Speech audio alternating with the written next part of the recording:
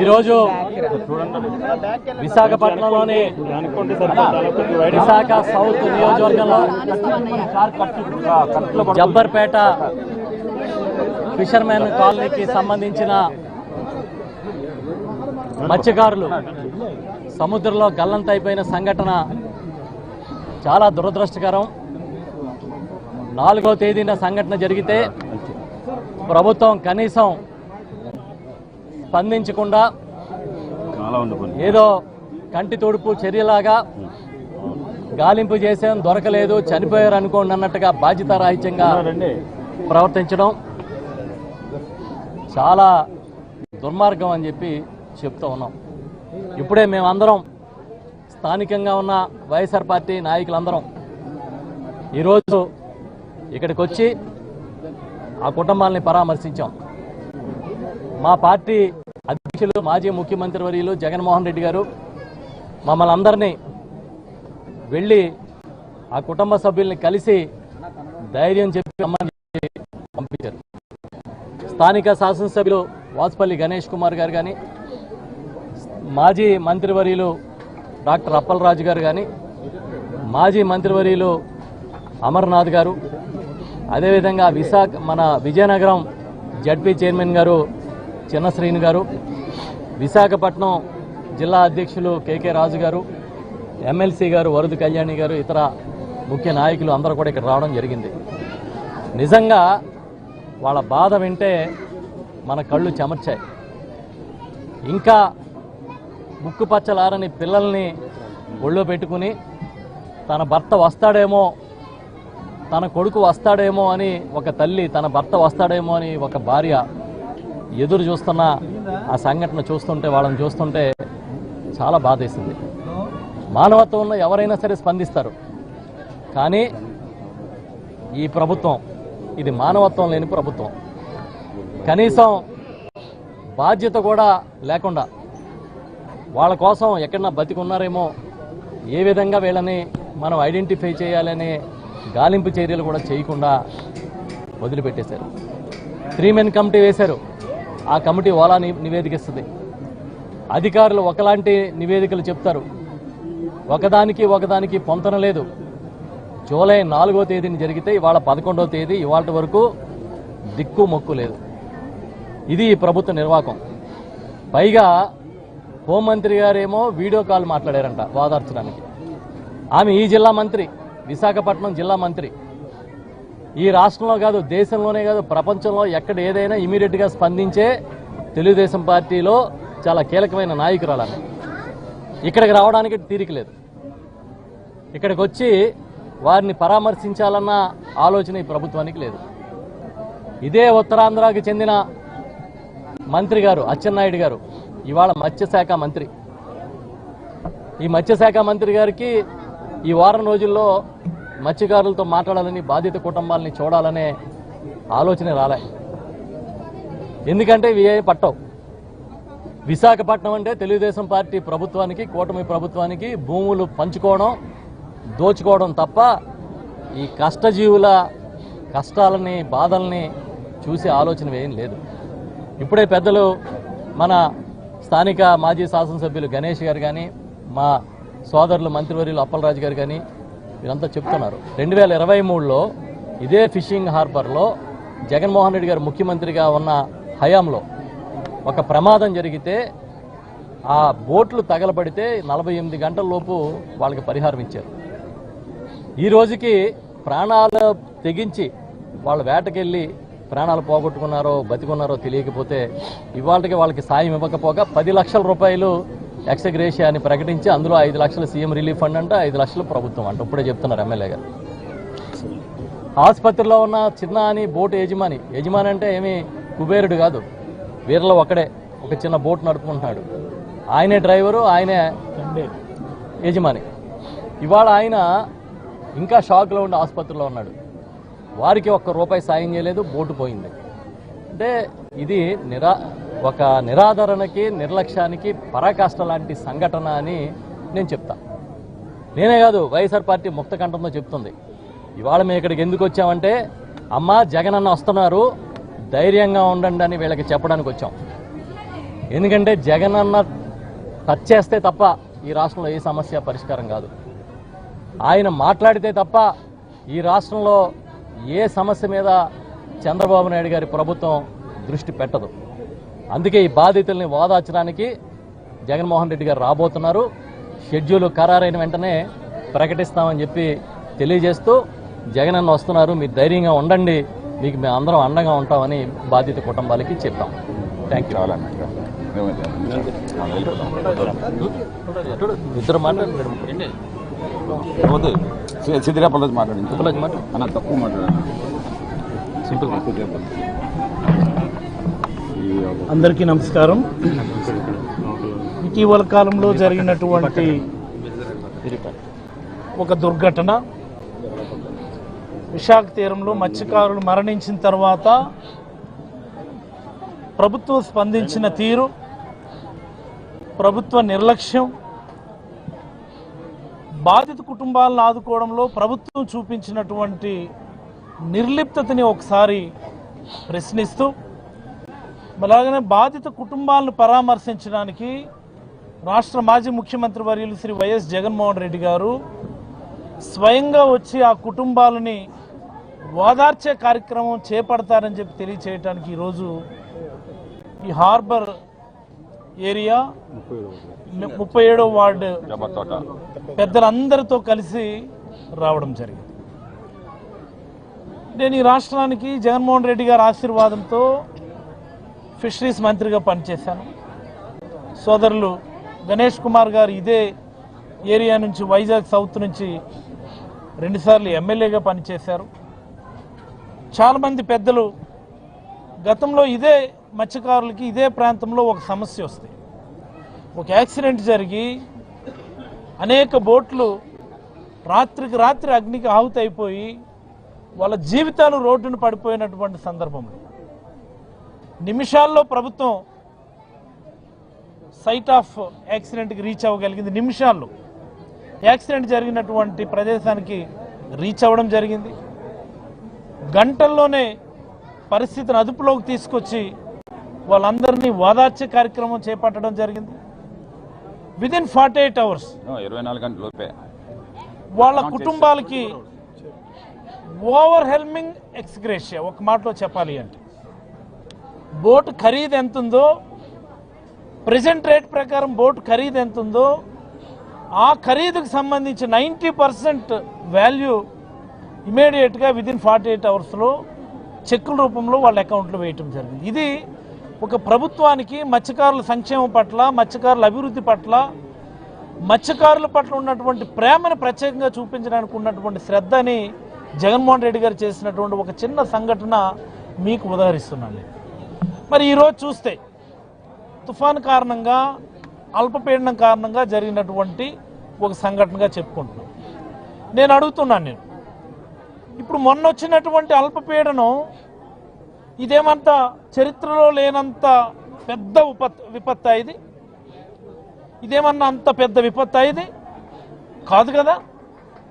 ఇంతకు మించి severe cyclones ఉన్న సమయంలో కూడా సముద్రంలో ఇండియన్ కోస్ట్ గార్డ్ షిప్లు కానీ, కమర్షియల్ షిప్లు కానీ, లేకపోతే నేవీ వాల్ షిప్లు కానీ, నేవీ హెలికాప్టర్స్ కానీ ట్రావెల్ చేసినటువంటి సందర్భాలు లేవా అని నేను అడుగుతున్నాను. మొన్న వచ్చినటువంటి అల్పపీడనం అంటున్నాం, దాని ఏం తుఫాన్ అని కూడా అనడం లేదు. ఆ అల్పపీడనంలో సమయానికి సమాచారం రీచ్ అయింది. సమయానికి మధ్యాహ్నం, సాయంత్రం 3 గంటలు 4 గంటల సమయంలో మరొక గంటలోనే తీరానికి చేరుకుంటాం, హార్బర్ తీరానికి చేరుకుంటాం అన్నటువంటి స్పష్టమైన సమాచారం ఉందంటే తీరం నుంచి మేబీ ఓ 4 నుంచి 8 నాటికల్ మైళ్ళ దూరంలోనే ఉంటారు. పిలిస్తే పలికేంత డిస్టెన్స్లోనే ఉన్నటువంటి బోటు గంటల్లోనే ట్రేస్అవుట్ కాలేకపోతే, ట్రేస్అవుట్ చేయలేకపోతే, తక్షణమే సెర్చ్ అండ్ రెస్క్యూ ఆపరేషన్స్ చేపట్టలేకపోతే ప్రభుత్వానికి ఉన్నటువంటి బాధ్యత ఏంటని నేనైతే ఒక మాజీ మంత్రిగా జగన్మోహన్ రెడ్డి గారి తరఫున ప్రశ్నించదలుచుకున్నాను. GPS ఇన్స్ట్రుమెంట్స్ లేవని ఎవడో మాట్లాడుతున్నాడు, ట్రాన్స్పాండర్స్ పనిచేయట్లేదు అని ఇంకోటి మాట్లాడుతున్నాడు. ట్రాన్స్పాండర్స్ పనిచేసేది ఎందుకు, జీపీఎస్ పనిచేసి సెల్ పనిచేసింది కదా. మొబైల్ పనిచేస్తే మొబైల్ ఎక్కడి నుంచి ఫోన్ చేశారు సిగ్నల్ మనం ట్రేస్ అవుట్ చేయలేమా? Latitude longitudes mobile signal on అయ్యేంత వరకు మనం ట్రేస్ అవుట్ చేయగలం కదా. దీనికి పెద్ద జీపీఎస్ మిషన్లు ఎందుకు, పెద్ద పెద్ద ట్రాన్స్పాండర్లు ఎందుకు, దీనికి పెద్ద ఏం శాటిలైట్స్ కూడా అవసరం లేదు. దీనికి బేసిక్ సెన్స్ ఇది. ఒక సాధారణ పోలీసు ఉద్యోగి కూడా మొబైల్ నెంబర్ పనిచేస్తున్నప్పుడు mobile exact locations within 100 metres distance వరకు ట్రేస్ అవుట్ చేయగలిగేటటువంటి బేసిక్ టెక్నాలజీ ఒక చిన్న కానిస్టేబుల్ కూడా ఈరోజు చేయగలి ఈ రాష్ట్రంలో. మరి ఏం చేసింది ప్రభుత్వం అని నేను అడుగుతున్నాను. ఇది రాష్ట్ర ప్రజలందరూ ఆలోచించుకోవాలి. రాష్ట్రంలో ఉన్న మత్స్యకారులు ఒకసారి గుర్తుంచుకోవాల్సినటువంటి సందర్భం. వాడు అంటాడు ఖచ్చితంగా జీపీఎస్ మిషన్లు ఉండాలా, ఖచ్చితంగా ట్రాన్స్పోర్ట్ ఉండాలి, నో డౌట్. బట్ ఈ కేసులో మొబైల్ పనిచేసింది, మొబైల్ సిగ్నల్ అందుబాటులో ఉంది. ఇండియన్ కోస్ట్ గార్డ్ షిప్ 200 కిలోమీటర్ల దూరం వరకు ఉన్నటువంటి చిన్నపాటి బోటును కూడా రాడార్లో విదిన్ మినిట్స్లో ట్రేస్ అవుట్ చేయగలదు, పాయింట్ చేయగలదు. అలాంటి టెక్నాలజీ మనకు అందుబాటులో ఉంది. నాభిమిత్ర అన్నటువంటి శాటిలైట్తో అనుసంధానమైనటువంటి ట్రాన్స్పాండర్స్ మన ప్రభుత్వ హయాంలోనే ఇస్రో వాళ్ళతో మాట్లాడి ప్రత్యేకంగా డిజైన్ చేయించి మరీ డెవలప్ చేయించినాం. మనం 60-40 రేషియోతో ఇవ్వాల్సినటువంటివి 90-10 రేషియోకి రిక్వెస్ట్ చేస్తే ఓకే చేసే చివరికి 100% సబ్సిడీతో ఈరోజు గవర్నమెంట్ ఆఫ్ ఇండియా ఇస్తుంది. ఇన్ని అందుబాటులో ఉండి కూడా, కనుచూపు మేరలో ఉండి కూడా వాడు రక్షించలేకపోవడం, proper search and rescue operations సకాలంలో చేపట్టకపోవడం వల్ల ఇంత పెద్ద దుర్ఘటన జరిగిందని నేనైతే అభిప్రాయపడతా ఉన్నా. దుర్ఘటన జరిగిన తర్వాత ప్రభుత్వ స్పందన, ఆదుకోవడంలో ప్రభుత్వం యొక్క నిర్లక్ష్యం. 10 లక్షలు అన్నారు, పోనీ అదేనా వాళ్ళ చేతికి వచ్చిందా? లేదు కదా. ఈచ్ అండ్ ఎవ్రీ కేసుని మీరు ఒకే యూనిఫామ్గా మీరు చూస్తారా? సాధారణంగా వేటకెళ్ళేప్పుడు కెరటాలో ఏదైనా యాక్సిడెంట్ జరిగితే 10 లక్షల రూపాయలని జగన్మోహన్ రెడ్డి గారు ఇచ్చినటువంటి జీవో ప్రకారం సాధారణంగా ఉన్నటువంటి ఒక జీవో, అది అందరికీ వర్తించేది. ఇది ఒక ప్రత్యేక కేసు. ఇది ఇట్స్ సంథింగ్ లైక్, దీన్ని యాక్సిడెంట్ అనకూడదు, దీన్ని డిజాస్టర్ అనాలి. దీన్ని ఇలాంటి డిజాస్టర్ సందర్భంలో ప్రభుత్వం స్పందించే తీరు సక్రమంగా లేదని నేనైతే అభిప్రాయపడతా ఉన్నాను. ఖచ్చితంగా పరిహారం అయితే పెంచి ఇవ్వాలని జగన్మోహన్ రెడ్డి గారి తరపున మేమందరం సాటి మత్స్యకారులుగా మేమైతే డిమాండ్ చేయదలుచుకున్నాం. 2 రోజులు 3 రోజులు మీరు సెర్చ్ అండ్ రెస్క్యూ ఆపరేషన్స్ చేశారు అంటున్నారు, చేయలేదని మత్స్యకారు కుటుంబాలు చెప్తున్నాయి. వాట్ ఎవర్ ద థింగ్స్ మీ మాటలే తీసుకుంటే చేశారని అనుకుందాం. ఇంతవరకు బాడీస్ దొరకలేదు కదా. మీకేదో 3 మెన్ కమిటీకి సంబంధించి రిపోర్ట్ కోసం minimum 3 days search and rescue operation చేయాలని క్లోజ్ చేసేస్తే అయిపోయిందా? అట్లీస్ట్ బాడీస్ని ఐడెంటిఫై చేయడానికి, కనుక్కోవడానికి బేసిక్ సెర్చ్ ఆపరేషన్స్ అన్న కొనసాగించాల్సినటువంటి అవసరం ఉందా లేదా ఈ ప్రభుత్వాన్ని అడుగుతా ఉన్నాను. అంతే, 3 రోజులు అయిపోయింది కాబట్టి క్లాప్స్ కొట్టేసి క్లోజ్ చేసి చెక్లు ఇచ్చేసి వెళ్ళిపోయింది, అయిపోయింది, closed. What is this? I don't understand.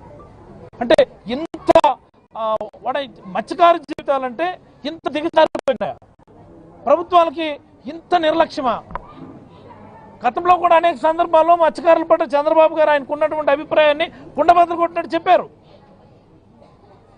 ఇప్పటికైనా మత్స్యకారులు కళ్ళు తెరవాల్సినటువంటి సమయం ఇది. గతంలోనే అన్నారు, ఈయన ప్రత్యక్ష సాక్షి గణేష్ కుమార్ గారు, నోరు తెరిస్తే తోలు తీస్తాం, తొక్కు తీస్తామని చెప్పి ఇదే మత్స్యకారులు అన్నటువంటి సందర్భం. ఈరోజు మత్స్యశాఖ మంత్రిగా ఉన్నటువంటి వ్యక్తి, మేబీ మత్స్యకారుడు అచ్చెన్నాయుడు గారు రావాల్సిన బాధ్యత ఉంది కదా, ఇక్కడికి పరామర్శించాల్సిన బాధ్యత ఉంది కదా. Is responsible, who will be held responsible? అసలు ఎవరిని అడగాలి ప్రభుత్వంలో మత్స్యకార సంస్థల గురించి? మత్స్యశాఖ మంత్రిని అడగాల, లేకపోతే మత్స్యకారుడిగా ఉండి వేరే శాఖలో ఉన్నటువంటి వ్యక్తిని అడగాల అని నేను అడుగుతున్నాను. ఎవరిని అడగాలి మత్స్యకార సంస్థల గురించి? మత్స్యశాఖ మంత్రినే కదా అడగాల. డిజాస్టర్ ఇది, 4-5 డిపార్ట్మెంట్లు కలిసి చేయాల్సినటువంటిది. హోమ్ మినిస్టర్ ఏమో వీడియో కాల్లో మాట్లాడుతుంది ఆవిడ. అసందర్భమైనటువంటి వాటికి మాత్రం మీడియా ముందుకు వచ్చి గంటలు మాట్లాడతారు మీరు. ఓ పెద్ద డిజాస్టర్ జరిగి కుటుంబాలు రోడ్డున పడిపోతే, వీధిని పడిపోతే మీరు వీడియో కాల్లో పరామర్శిస్తారు. ఈ ప్రభుత్వానికి మత్స్యకారుల పట్ల ఉన్నటువంటి చిత్తశుద్ధికి ఇది నిదర్శనమని నేనైతే అభిప్రాయపడతా ఉన్నాను. మత్స్యకారులందరూ కూడా సంఘటితమై డిమాండ్ చేయాల్సినటువంటి అవసరం ఉందని నేను అభిప్రాయపడతా ఉన్నాను. ఈ ఒక్క ఊరే కాదు, ఈ ఒక్క ప్రాంతమే కాదు, రాష్ట్ర వ్యాప్తంగా ఉన్నటువంటి మత్స్యకారులందరూ కూడా సంఘటితమై మత్స్యకారులు జరుగుతున్నటువంటి అన్యాయాన్ని, నిర్లక్ష్యాన్ని ప్రశ్నించాలని నేనైతే కోరుతా ఉన్నాను. నేను జగన్మోహన్ రెడ్డి గారు 3-4 రోజుల్లో ఇక్కడికి వస్తారు, బాధిత కుటుంబాలను పరామర్శిస్తారు, ప్రభుత్వానికి చాలా స్పష్టమైనటువంటి డిమాండ్ చేసే కార్యక్రమం చేస్తూ వాళ్ళ న్యాయం జరిపించే వరకు పోరాడతామని చెప్పి తెలియజేస్తూ సెలవు తీసుకుంటాం.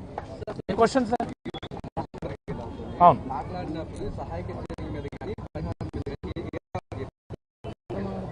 సహాయక చర్యలకు సంబంధించి ఏదైతే గవర్నమెంట్ ఒక ఫుటేజ్ రిలీజ్ చేసిందో, చిన్న అనేటటువంటి వ్యక్తిని మేము హెలికాప్టర్లో లిఫ్ట్ చేశాము అన్నటువంటి దాన్ని, ఈవెన్ దట్ ఫుటేజ్ను కూడా నమ్మడం లేదు.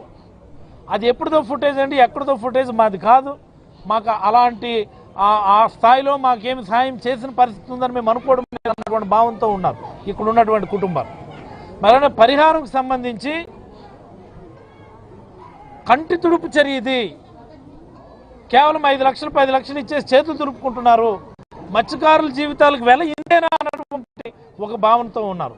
మేబీ వాస్తవమైన ఉండొచ్చు. ప్రభుత్వం మత్స్యకారుల సమస్యల పట్ల స్పందించే తీరు పట్ల ప్రతి మత్స్యకారుడు కూడా చాలా అశాంతితో, చాలా అండ్రెస్ట్తో ఉన్నారని నేనైతే అభిప్రాయపడతాను. ధన్యవాదాలు. మీరు మాట్లాడుతున్నారు. నేను మాట్లాడుతున్నాను.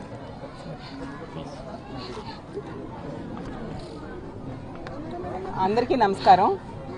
నిజంగా చాలా దురదృష్టకరమైన సంఘటన జరిగింది.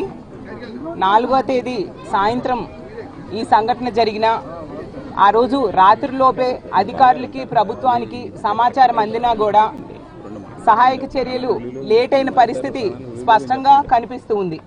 ఇక్కడ మత్స్యకార కుటుంబాలు చెప్పిన దాని ప్రకారం ఇలాంటి ప్రమాదాలు జరిగినప్పుడు తొలి కొన్ని గంటల్లో గనుక సహాయక చర్యలు ప్రారంభమైతే వాళ్ళందరూ దొరికే ఛాన్సెస్ ఎక్కువ ఉంటాయి, టైం గడిచే కొలిది ఆ ఛాన్సెస్ తగ్గిపోతాయి అనేసి కుటుంబ సభ్యులు చెప్తూ ఉన్నారు.